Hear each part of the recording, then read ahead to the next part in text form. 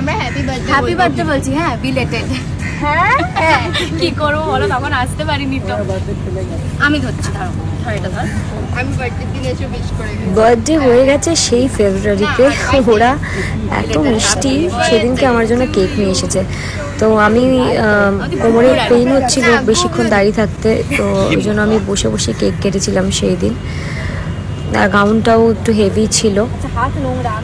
By the way, যারা back pain নিয়ে জিজ্ঞাসা করছিলে যে এখন কেমন আছি, হ্যাঁ স্ট্রেস পড়লেই ব্যথাটা বাড়ছে, আর যদি একটু রেস্ট নিই তাহলে ঠিক থাকছে। কিন্তু সেদিনকে রেস্ট নেওয়া সত্ত্বেও আমার একবার ক্র্যাম্প হচ্ছিল।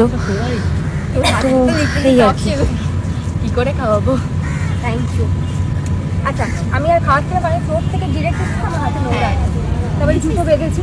তুমি এটা রাখো। আচ্ছা এই ফ্ল্যাশটা জ্বালিয়ে রাখ না, এই ছেলে ফ্ল্যাশটা জ্বালিয়ে রাখ।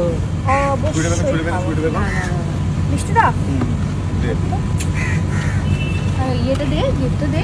গিফটটা কোথায় গেল? তোমরা কোন থেকে এসেছো? এত মানুষ এসেছে, এত মানে 2.5 বছর ধরে, কিন্তু সবার ভিডিও করা হয়নি। আমি সো সরি ফর দ্যাট, সময়ের অভাবে সবারটা করা হয় না।